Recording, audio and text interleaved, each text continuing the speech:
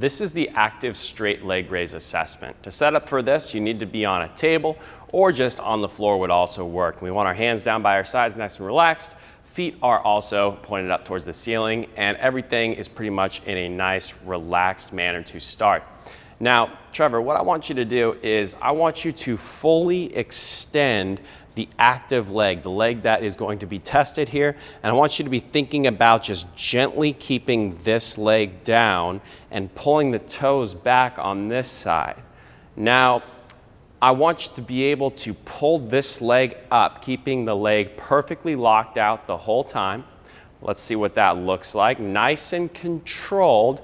And once he feels like he's going to roll his pelvis to one side, there's a huge uncomfortable stretch in his hamstring, or this knee is going to bend, then that would be an indication that the test is over.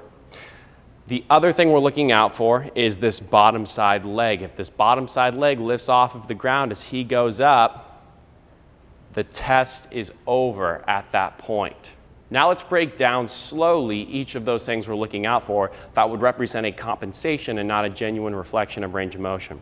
So we're trying to keep this leg extended. If it bends one single sliver of a degree, the test is over because we've lost the ability to keep that screw home mechanism of the knee locked out, which is keeping internal rotation on this leg. So Trevor, go bring that back. And then if you even see that, the test is over. That is immediately an indication that he's lost the ability to keep internal rotation on this leg, so it's got to stay fully extended. The other thing that we commonly see is that as this leg comes up, the pelvis tucks under, or it's going to dump off to one side or the other, and then that will usually be accompanied by this knee unlocking anyway.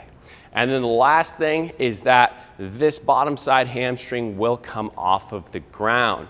So again, that's usually going to be accompanied by this leg unlocking, but if this hamstring lifts off the ground 1 inch, we know that that is not a genuine reflection of this person's straight leg raise. They are just dumping their pelvis underneath them, which is going to allow for this leg to come off of the ground.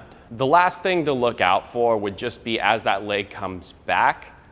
Usually there's a tendency for people to want to dip off to the side like this. We want to keep that leg nice and straight in line with the hip, and that would be a reflection of the ability for this person to go through the relative motions of their pelvis necessary to actually go through this test genuinely.